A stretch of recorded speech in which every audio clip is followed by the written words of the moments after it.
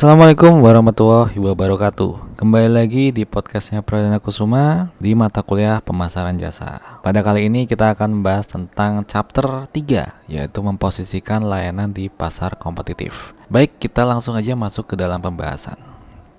Capaian pembelajaran pada kali ini, mahasiswa mampu menjelaskan positioning jasa di dalam pasar yang semakin kompetitif. Kita langsung ke materi ya. Yang pertama adalah strategi fokus layanan. Strategi fokus dasar untuk layanan, yaitu sebuah bisnis harus mampu membedakan dirinya dari pesaingnya. Agar berhasil, perusahaan harus mengidentifikasi dan mempromosikan dirinya sebagai penyedia atribut terbaik yang penting bagi sasaran pelanggannya, menurut George S. Days. Jadi di sini ada beberapa strategi. Ada market focus, ada unfocus, fully focus, dan juga service focus. Nanti kita akan bahas di slide berikutnya.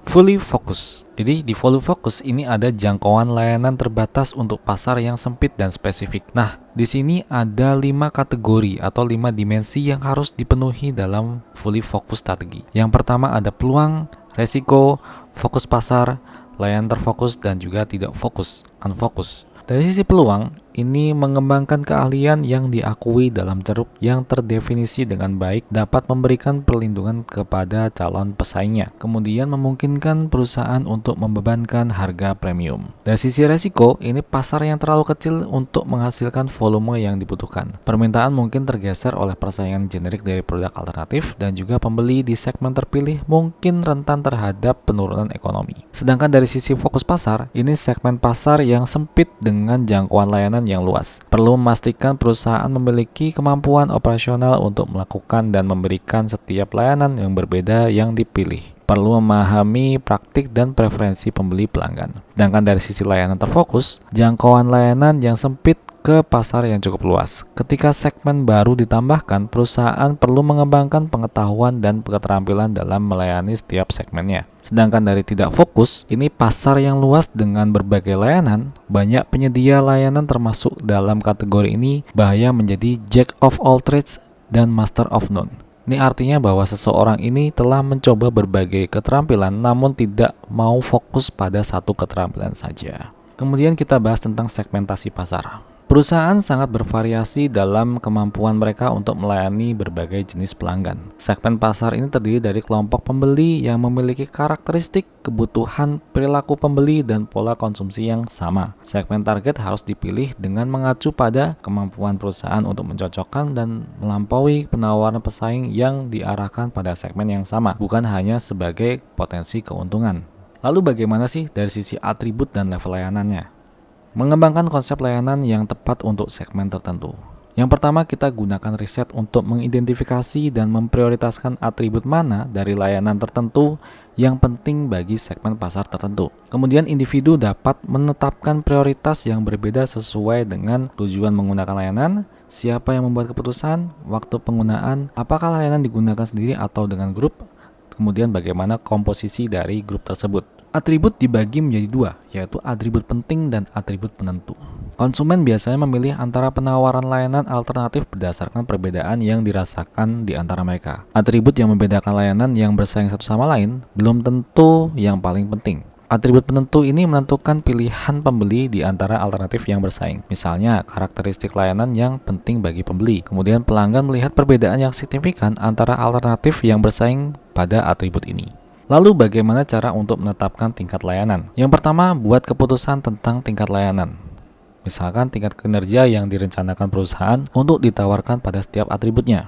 Contohnya, atribut yang mudah diukur, lebih mudah dipahami. Sebagai contoh, kecepatan kendaraan, dimensi fisik. Sedangkan atribut kualitatif tunduk pada interpretasi individu. Misalkan kenyamanan fisik, tingkat kebisingan, dan lain sebagainya. Lalu yang kedua adalah sering dapat mengelompokkan pelanggan menurut kesediaan untuk menukar harga versus tingkat layanan. Jadi membandingkan antara harga dengan tingkat layanannya. Contohnya adalah pelanggan yang tidak peka terhadap harga bersedia membayar harga yang relatif lebih tinggi untuk layanan yang tingkat tinggi. Sedangkan pelanggan yang peka terhadap harga ini mencari layanan yang murah dengan kinerja yang relatif rendah. Jadi tadi ada istilah mungkin kita sering menganggapnya sebagai worth it nggak sih? Worth it nggak sih kalau misalkan kita menggunakan jasa ini atau barang ini dan lain sebagainya. Lalu berikutnya adalah positioning membedakan merek dari pesaingnya. Ada 4 strategi positioning. Yang pertama, harus menetapkan posisi untuk perusahaan atau produk di benak pelanggan. Jadi apakah kita termasuk top of mind atau cuman masuk ke dalam awareness kayak gitu. Kemudian ada posisi harus khas, memberikan satu pesan yang sederhana dan konsisten. Kemudian posisi harus membedakan perusahaan atau produksi dari pesaing. Misalkan dari value-nya, bentuknya, packaging-nya, dan lain sebagainya. Kemudian perusahaan tidak bisa menjadi segalanya bagi semua orang atau harus memfokuskan pada upayanya. Jadi kita nggak bisa nih menyenangkan semua orang, semua konsumen kita. Jadi kita gunakanlah saja sebagian besar mana sih yang cocok bagi pelanggan kita, gitu aja. Lalu bagaimana prinsip dari positioning? Kita fokuskan pada hindari jebakan berinvestasi terlalu banyak pada titik perbedaan yang mudah ditiru. Jadi kita jangan berinvestasi ketika produk kita itu ternyata mudah ditiru. Nah, lalu bagaimana cara-caranya? Misalkan, apakah berdiri perusahaan kami di benak pelanggan saat ini atau calon pelanggan? Jadi bagaimana sih posisi kita di benak pelanggan? Kemudian apa layanan yang bisa kita tawarkan kepada pelanggan kita? Kemudian bagaimana nilai dari produk atau layanan kita, segmennya sudah tepat atau belum. Kemudian bagaimana produk kita bisa bersaing atau berbeda dibandingkan dengan kompetitor kita. Kemudian berikutnya adalah seberapa baik pelanggan sasaran menganggap produk kita ini memenuhi kebutuhan mereka. Jadi apakah produk atau layanan kita ini sudah memenuhi kebutuhan mereka. Kemudian bagaimana kita bisa memperkuat posisi kita dibandingkan dengan kompetitor kita. Berikutnya kita bahas tentang bagaimana mengembangkan positioning strategi yang efektif. Mengembangkan strategi pemosisian yang efektif. Positioning ini menghubungkan analisis pasar dan analisis persaingan dengan analisis internal perusahaan. Jadi analisis pasar ini lebih kepada fokus pada seluruh tingkat dan tren permintaan dan lokasi geografis permintaan. Kemudian melihat ukuran dan potensi segmen pasar yang berbeda, memahami kebutuhan dan preferensi pelanggan dan bagaimana mereka memandang persaingan. Kemudian dari analisis internal perusahaan ini kaitannya dengan sumber daya, keterbatasan, tujuan dan nilai organisasi. Kemudian memilih segmen target dalam jumlah terbatas untuk dilayani. Kemudian analisis pesaing ini kaitannya dengan memahami kekuatan dan kelemahan pesaing. Kemudian antisipasi tanggapan terhadap strategi pemosisian potensial. Mari kita lihat di grafik market internal and competitive analysis. Jadi ada market analysis, internal analysis, dan juga competitive analysis. Tadi kita udah sempat singgung ya. Jadi market analysis itu kaitannya dengan size, composition, location, dan trend yang nanti kita bisa mendefinisikan atau menganalisis pasar segmen kita. Sedangkan di internal analysis ini kaitannya dengan sumber daya, reputasi, value, dan lain sebagainya. Yang itu nanti ada kaitannya dengan memilih target segmen untuk dilayani dan juga memilih benefit yang bisa kita berikan kepada si konsumen kita. Nah, di antara dari target segmen tadi yang sudah kita berikan dan juga benefit tadi, itu ada articulate desire position market. Jadi, bagaimana keinginan posisi market kita. Kemudian dari analisis kompetitif ada strength, weakness, dan current position. Di sini kita bisa menganalisis kemungkinan adanya perbedaan. Perbedaan artinya perbedaan produk kita atau layanan kita dengan pesaing kita, yang nanti akan menghasilkan sebuah benefit yang lebih kepada si konsumen. Nah, dari situ ketika kita sudah memenuhi kebutuhan atau desire dari pelanggan tadi, kita bisa menentukan marketing action plan-nya. Jadi perencana aksi marketing kita tuh apa saja. Lalu bagaimana mengantisipasi respon kompetitif? Pesaing mungkin mengejar posisi pasar yang sama. Yang pertama, kita bisa lakukan analisis pemosisian yang sama secara mandiri sampai pada kesimpulan yang sama. Kemudian terancam oleh strategi baru, ambil langkah untuk memposisikan ulang layanan sendiri. Jadi kita bikin strategi baru untuk mengejar posisi tadi. Kemudian pemain baru atau new entry ini memainkan ikuti pemimpin. Artinya sebisa mungkin kita bisa mengarahkan para pemain baru atau kompetitor baru kita untuk bisa mengikuti market leadernya siapa. Kemudian lakukan analisis internal perusahaan untuk penantang dan analisis kemungkinan efek dari langkah alternatif. Sebagai contoh, dampak pemotongan harga terhadap permintaan pangsa pasar dan keuntungan.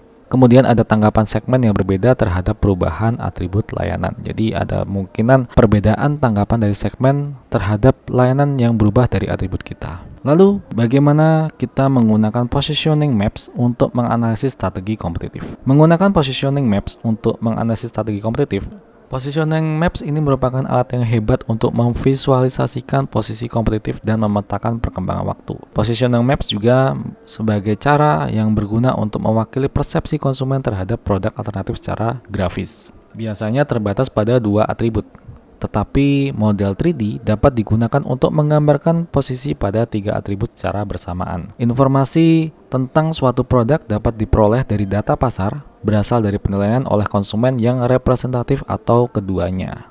Nah, sebagai contoh ini adalah positioning maps untuk hotel di Belleville. Ini kaitannya dengan harga dan juga tingkat layanan. Jadi beberapa hotel ini yang berada di kuadran yang tengah, ini ada Shangri-La, ada Palace, ada Atlantic, ada Sheraton, dan ada Italia. Sedangkan di high service dan expensive, ini ada Grand dan Regency. Sedangkan di less expensive dan juga moderate service, ini ada Castle, Alexander, dan juga Airport Place. Nah, kemudian bagaimana perbandingan dengan lokasi dan kemewahan fisik? Ternyata tadi yang grand tadi yang terbilang high service dan expensive itu masuk ke dalam financial district dan juga high luxury. Bahkan place yang tadinya cuman di kuadran tengah tiba-tiba berpindah ke kuadran sebelah kiri. Sedangkan yang Alexander dan Atlantic ini tetap pada kuadran yang sama sesuai dengan Airport Plaza. Berikutnya perbandingan terhadap bangunan hotel ya di sini ya kaitannya, yaitu ada harga dan tingkat layanannya. Kalau New Grand ini ada Mandarin, Heritage, Marriott, Continental, ada Regency dan juga ada Place. Place itu bisa masuk ke expensive atau di kuadran tengah juga masuk ke kuadran yang no action. Dan kalau di kuadran tengah ini ada Shangri-La, Sheraton, dan Italia dan Atlantic. Kemudian ada Alexander, ada Castle, ada Airport Plaza itu di bagian bawah. Otomatis di situ bisa kita lihat bahwa secara harga dan tingkat layanan berdasarkan konstruksinya atau bangunannya itu kurang baik ya untuk yang Castle, Alexander, dan juga Airport Plaza. Lalu bagaimana perbandingan dengan lokasi dan kemewahan fisiknya? Airport Plaza masih berada di tingkat yang bawah bersamaan dengan Alexander dan juga Atlantic. Untuk Castle ini sudah lebih bagus dibandingkan dengan sebelumnya yang perbandingan dengan harga dan layanan. Castle ini ternyata dia lebih terlihat lebih financial district atau lebih menjual lah dibandingkan dengan yang Airport Plaza dan juga Alexander. Kemudian untuk Sheraton, New Grand, dan Shangri-La ini berada pada kuadran yang tengahnya.